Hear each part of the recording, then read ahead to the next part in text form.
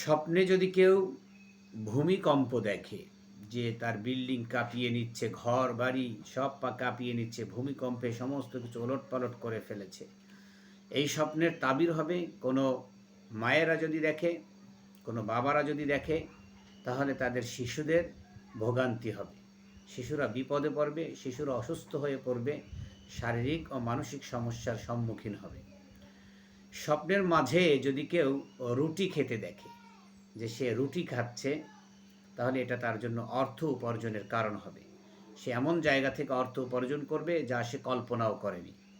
স্বপ্নে যদি কেউ শ্মশানে পান করতে দেখে, হিন্দুদের যে শ্মশান আছে, এই শ্মশানে যদি কেউ পানি খেতে দেখে, দুগ্ধ পান কিছু পান করতে দেখে, তাহলে এই স্বপ্নের ব্যাখ্যা হবে সে দ্রুত মৃত্যুর স্বাদ আস্বাদন করবে, শুরুর মৃত্যু হবে। স্বপ্নে পচা কিছু দেখতে পেলে এটা তার অর্থের ক্ষতি হবে, ব্যবসায়ের লোকসান হওয়ার সম্ভাবনা রয়েছে। পেঁচা দেখতে পেলে, স্বপ্নে পেঁচা দেখতে পেলে তার অর্থের ক্ষতি এবং ব্যবসায় লোকসানের আশঙ্কা রয়েছে।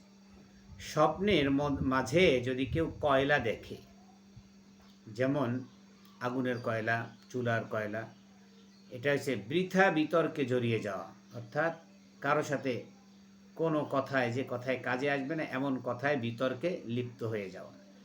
স্বপ্নের মাঝে যদি কেউ ডালিম দেখে, বেদানা দেখে, এটা তার জন্য অত্যন্ত ফজিলতপূর্ণ স্বপ্ন।